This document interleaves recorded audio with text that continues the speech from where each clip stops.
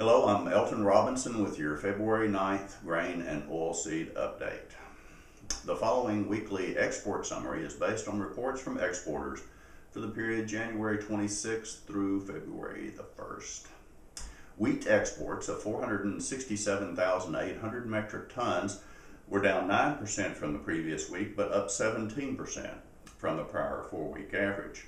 The primary destinations were Japan, Indonesia, Algeria, Morocco, and Nigeria.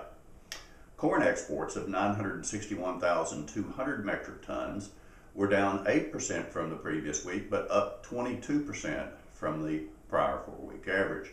Destinations were primarily Japan, Mexico, South Korea, Peru, and Colombia. Grain sorghum exports of 125,600 metric tons were down 49% from the previous week and 15% from the prior average.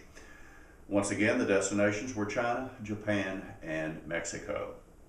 Rice exports of 33,100 metric tons were down 50% from the previous week and 53% from the prior 4-week average. The primary destinations were Panama, South Korea, Japan, Mexico, and Canada. Soybean exports of 1.537 million metric tons were up 34% from the previous week and 22% from the prior average. Primary destinations were China, the Netherlands, Japan, Germany, and Thailand. Soybean meal exports of 290,900 metric tons were up 12% from the previous week and 48% from the prior average. Primary destinations were Vietnam, the Philippines, Mexico, the Dominican Republic, and Colombia. Soybean oil exports of 88,500 metric tons were up 37% from the previous week, but down 52% from the prior average.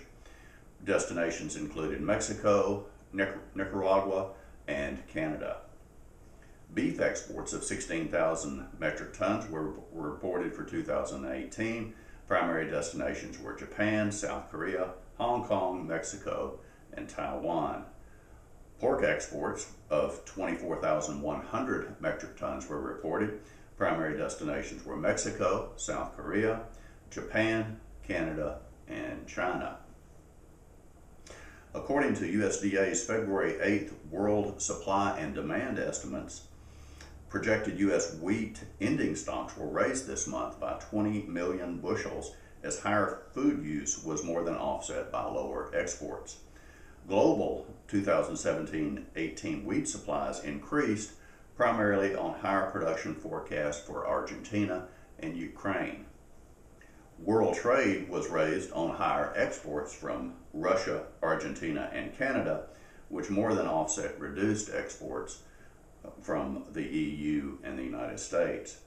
Projected wheat global ending stocks are 1.9 million tons lower at 266.1 million, but remain significantly higher than a year ago.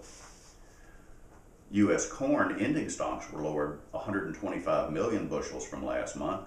Meanwhile, global corn production was lowered 2.8 million tons, largely reflecting reductions for Argentina and Ukraine.